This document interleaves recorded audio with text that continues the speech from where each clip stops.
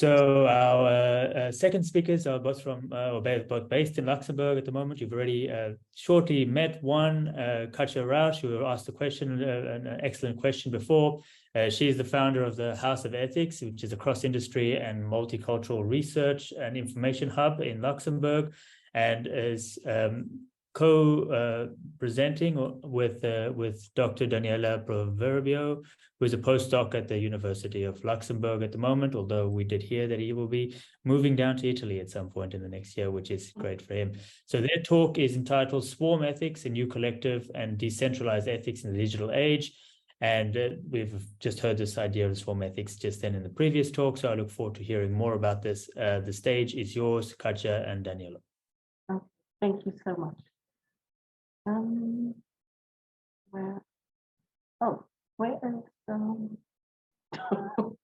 Where are the slides? The slides have gone. I can share the slides if necessary. Where?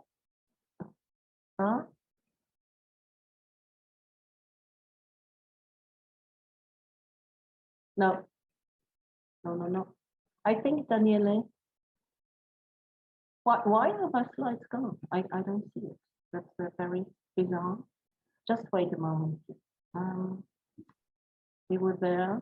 Ah, bravo. I know. I see now what happened. Yeah. I have too many windows open. Excuse me. So, is it okay? Do you see what's going on? What's swarming on the screen? Yes. Good.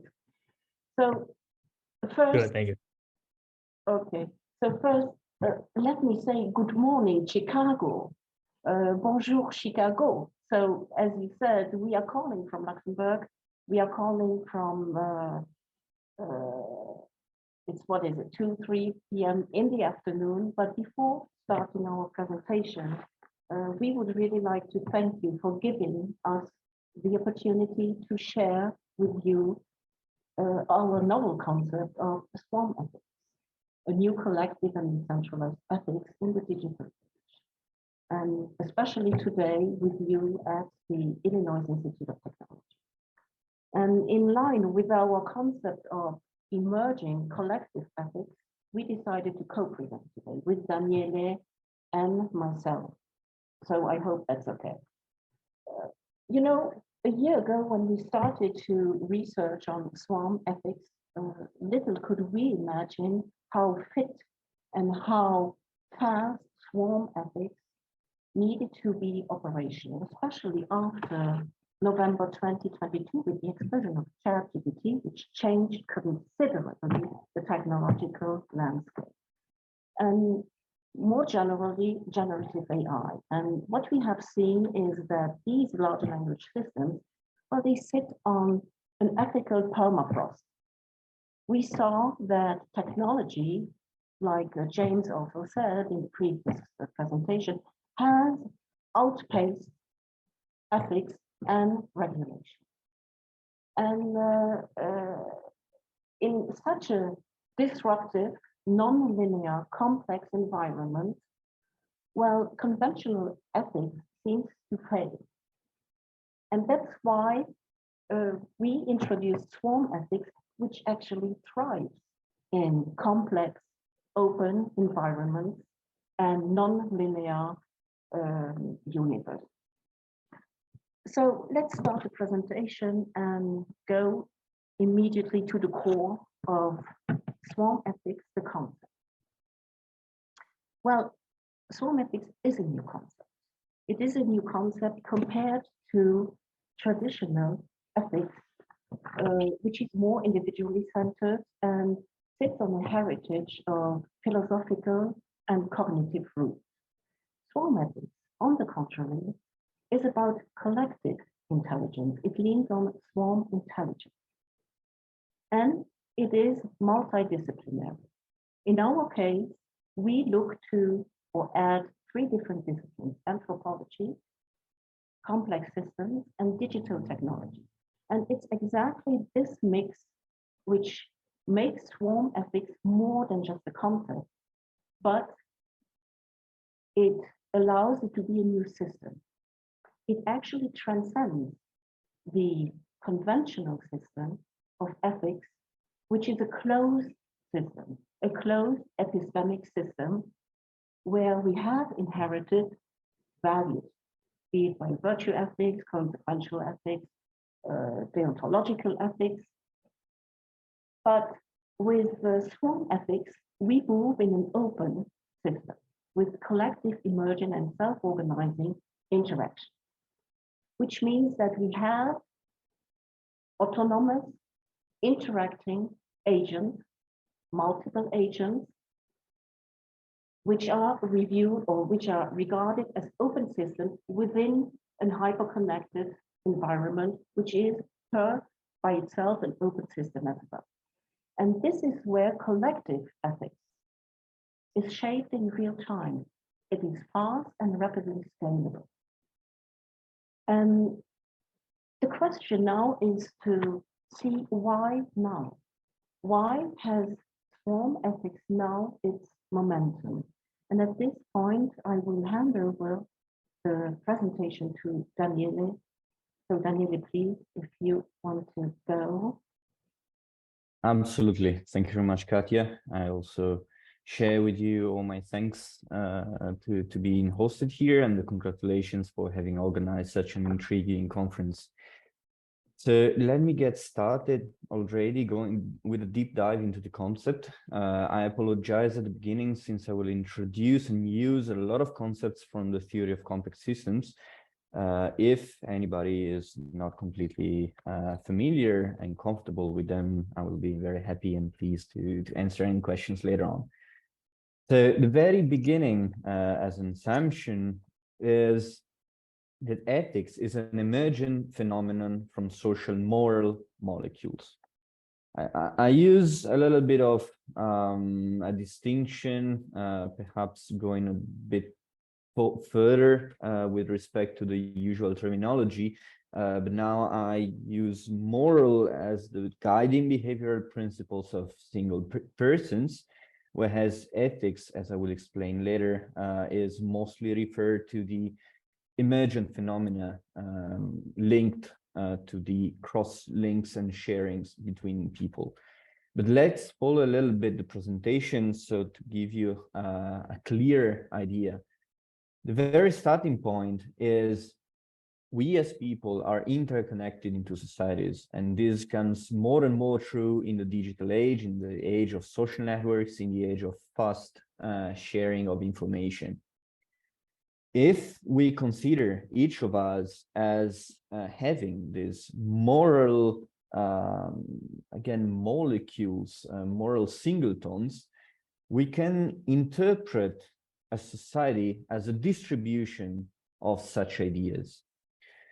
Then when a third-party bystander, being it a scholar or anybody looking from above or outside such society, looks at what goes on into the population, potentially he or she might recognize some mean behavior. And this mean behavior that emerges from the cross-sharing of those various ideas can be labeled as ethics. So the strong but potentially useful and generative assumptions that we use is that there is no engraved consequential or deontological ethics, but instead there is a consensus from swarms, from networks of ideas coming on together, potentially clashing, potentially contributing, and eventually synchronizing. So in this slide, I will just compare briefly what traditional ethics and what swarm ethics share and differ. In traditional ethics, we are talking about Western ethics that has been developed over the centuries, actually, the millennia, which is mostly virtue-based, deontological, consequential, particularly built upon individual intelligence, talking about the evolution of cognition within individual as a process, but still as a personal individual process that is mostly regarded as normative and mostly regarded as top-down, so from a central authority, being it natural or, well, let's call it political as an umbrella term, and mostly slow or even granitical. Instead, swarm ethics is seen as a pluricultural phenomenon, which is based on anthropology and behaviors, and is based on the complex systems theory, as previously mentioned. It thus gives rise to swarm intelligence, so a collective and self-organizing intelligence that is driven by perception interaction and adopts the emergence from collective actions. Most importantly, rather than top-down, and here we connect to the previous presentation, this is fully horizontal, without needing any centralized control, but instead being led by the horizontal sharing and mingling of people. And most importantly, it is fast, particularly in the current age. This will come in the next slides, for which I'll give you again the talk, Katja. Well, thank you, Daaniele. Well, we all know if we talk about systems, for a system to be effective and efficient, we need functional catalysts. And we have identified 3 different catalysts on 3 different levels. First, the mechanism level, the driver level, and the architecture level. So the first catalyst for swarm ethics answers the question, how does it work?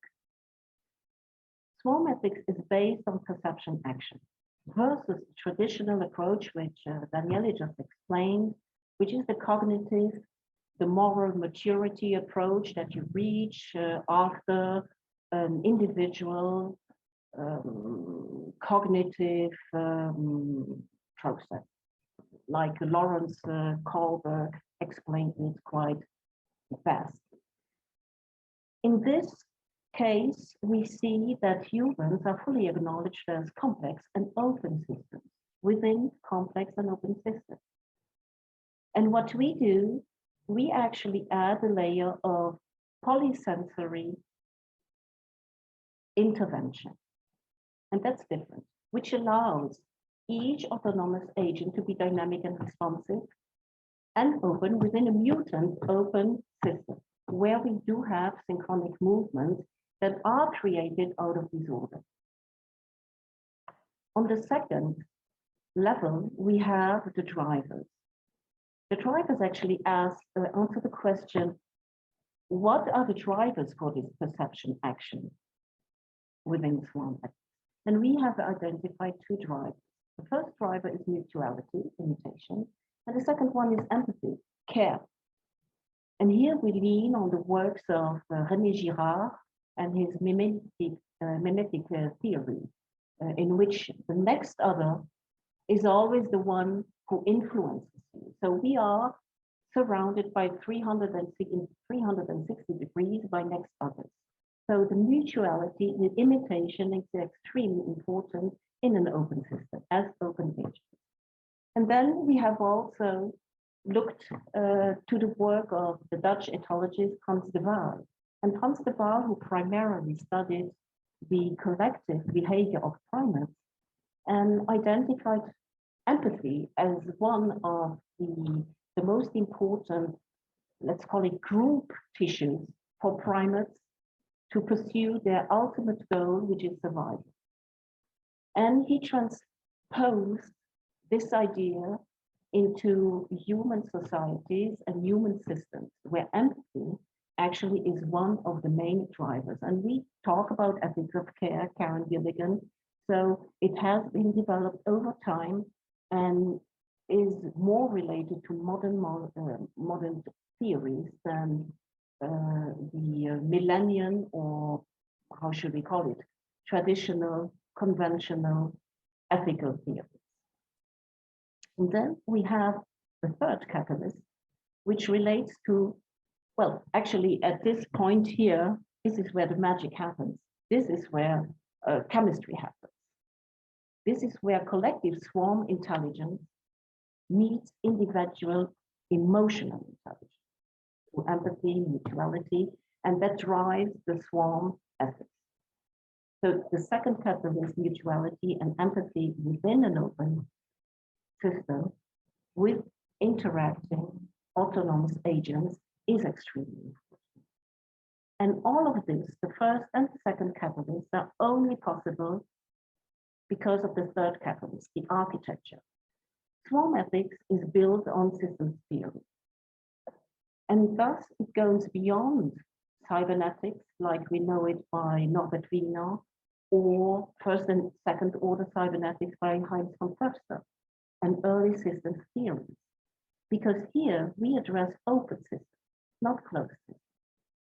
And actually there are open systems within open systems that thrive on exchange of information, stimuli, and dynamic interaction. And that's the work of Ludwig von Bertalanffy in his the theory of open systems in physics and biology. So the environment we all thrive and interact in, like Daaniele said, the moral molecules we are, one could even say it is a digital biosphere, which is open. And of course, well, it is nice to have an architecture, but still how to implement and how to deploy it. And that's why you need characteristics. And the first and most important characteristic, and we heard that also in your presentation, James, is that we are not talking about the top-down model here. We are not talking about the bottom-up model, but we are talking about the horizontal grouping of autonomous and interacting individuals, or like we can call it moral molecules in a digital open biosphere. The second characteristic is based on polysensory perception action as opposed to the cognitive, personal, evolutionary process towards moral maturity that we have been confronted with in early ethical theories. And swarm ethics, like swarm intelligence, follows simple rules, principles. We don't like to call it principles, we like to call it catalysts, and we just saw them before. It's imitation, care, and purpose. And even purpose serves. It uses omni-channel communication. What does it mean? It means that by any time, all the time, all the autonomous agents are constantly by 360 degrees under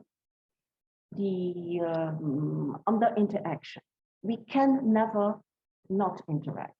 It's like not to communicate is not possible. And this is why we have rapid information sharing and massive swarm building. That's the acceleration, that's the pace of swarm ethics. The fifth characteristic without which swarm ethics would not exist is digital tools. It needs digital tools in order to synchronize, to scale and to amplify the swarm. And that's why it's fast. That's why it's proactive. That's why it's not reactive. And the sixth and last characteristic is that swarm ethics finds extremely high potential in any kind of community, in any kind of social grouping, be it associations, be it businesses, education, or politics. And which actually we like to look upon is the fifth characteristic, which is the importance of digital tools.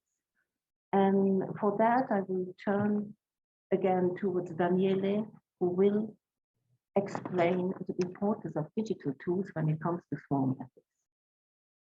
Absolutely, thank you again. In this case, we concentrate on the importance of digital tools for the rapid scalability of how those emerging groups thrive. Let's have a look at what usually happened historically.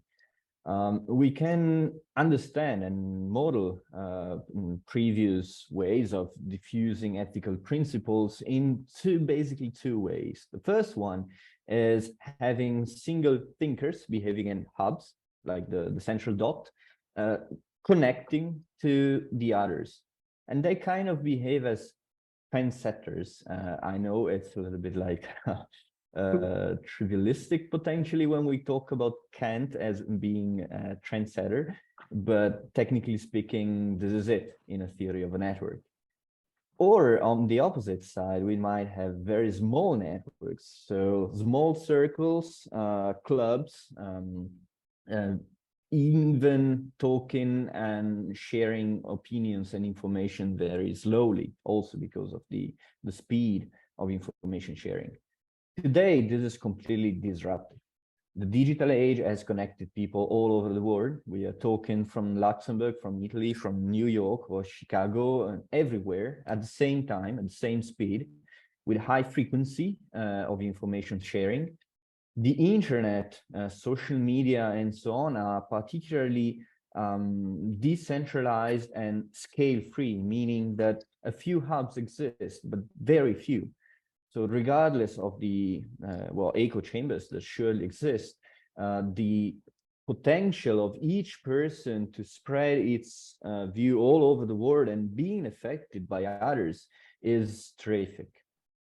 And in this case, it's particularly relevant to mention that we are not talking about relativism, about static relativism, so compartments, but rather as a pluralism of ideas that eventually get together and give rise to the swarms.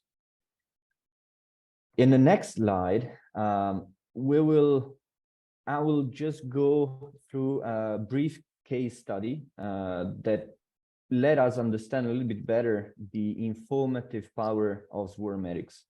Because, for instance, it might help us to understand the rise of even polarization using the very same principles and assumptions.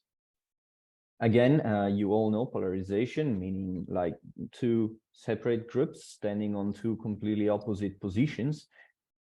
Impressively, this can be explained similarly to synchronization by the same theory. And what changes is the individual, well, here I use an engineering term, the cost function, but referring to the presentation, we can talk about the moral molecule or even the catalysis that each person uses, not only for its own formation, but also to live into the society. If you tweak those parameters a little bit, you might observe the synchronization, the alignment of the different opinions eventually emerging into an overall ethics being recognized, or even to the emergence of this polarization, which again has understanding power that goes beyond what traditional ethics might suggest. And here I stress again what I was mentioning before about the swarming versus relativism, because in relativism, as it's normally conceived, is we have a compartment A, which might be, for instance, a region, a compartment B, a compartment C. Instead, in this case, even the polarization is something dynamic. It's not a static compartment, but something that continuously tries and evolves. So we now go towards the conclusion. I again hand over to Katja. Please, the floor is yours. Okay, thank you.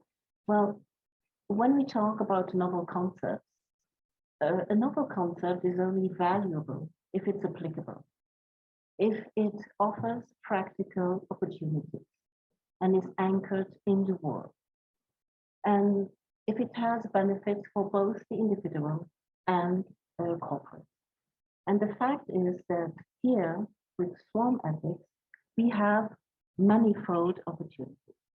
The first one, since swarm ethics is purpose-driven, it can be used as a shaping tool, a purpose-setting tool for responsible technology. Right now, we are talking about AI ethics, responsible AI ethics, about trustworthy technology, about fairness. Well, in such a case, swarm ethics, collective emerging ethics can be a methodological tool to for purpose setting. And it's not just constrained to technology. It can be used in finance, in ESG, in education, in healthcare, since it is purpose-driven. And the purpose swarm ethics is trying to achieve is a common purpose. It's a purpose that benefits everybody. It is pluricultural. And this is extremely important because we are talking about open systems. And normally what we observe when we talk about ethics, it is the hegemony of Western ethics. The polarization, ethical polarization of Western ethics, which sometimes is also source for biases and discrimination. Swarm ethics is and has a transformational power. It is an energy that nurtures inclusiveness and diversity because it is an open system with many interactions incessantly and at large scale. And here, this transformational power is important and can be a shield towards biases, towards discrimination, group discrimination, which we will see more and more, not individual discrimination. Swarm ethics, because the swarms are mutant, is agile. Like Daaniele said, it is decentralized and highly adaptable. It is proactive to different levels and geographies. And most importantly, one of the major opportunities for swarm ethics as an open system is that it acts as an ethical augmentation. And it fosters human rights because, like we have seen nowadays, sometimes, well, privacy, data ethics has reached its limit. Regulation needs to step in and human rights need to step in as well, because human rights have absolute rights, which is not the case for ethics. When we talk, for example, about fragilized populations, elderly with Alzheimer, well, the question is not mostly a data privacy question, which is an ethical question, but it becomes a human rights dignity question. And we will see that more and more happening, especially in neurotech, with our brain data being absorbed, being monitored, being analyzed. And here, the absolute right of freedom of thought can be a fantastic ally to ethics as an open system to be much more hard at hitting, because the advantage of human rights is that you can track back on responsibility and accountability. And you can enact on it, which is sometimes not, and mostly not the case, like we have seen with generative AI. They just keep on flooding the market with tools which are set on, I call it data theft, and offer education for free. No, it is breaches, data breaches, IP breaches, intellectual property breaches at large scale. So this is where ethics has reached its limits and needs powerful allies. And that's what swarm ethics also is looking for, and changing its shape. This leads us to the conclusion, and actually our conclusion is an inclusion. It is an inclusion because swarm ethics is for people, by people, with people.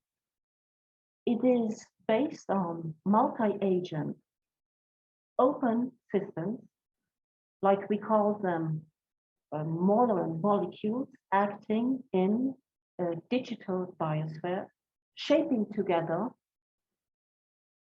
collective purposes. And we insist on the fact that it is purposes, like it is multiple ethics, and it has nothing of an absolute power or an absolute guideline. Swarm ethics is a booster, a democratic booster, through collective interaction and individual implication. And it also acts as a resilience and robustness builder, especially in worlds we used to call VUCA worlds, Barney worlds, where James, you talked about it, where uncertainty is king and people are afraid of uncertainty, the black swan syndrome. So all of that swarm ethics, which is mutant, which is open, embraces that and uses it to move forward. So it is a resilience and robustness builder for individuals and corporates. And to finish our presentation with a little metaphor, since we have to, we can generate these things too, we don't do Dali. Swarm ethics is a collective ethical generator that really empowers everybody, with empowerment for everybody. And this is where our presentation ends. And both Daaniele and I, we thank you very much for your kind attention. And we are happy to answer your questions since we are open systems. So just great. Thank you very much for this very, very interesting talk.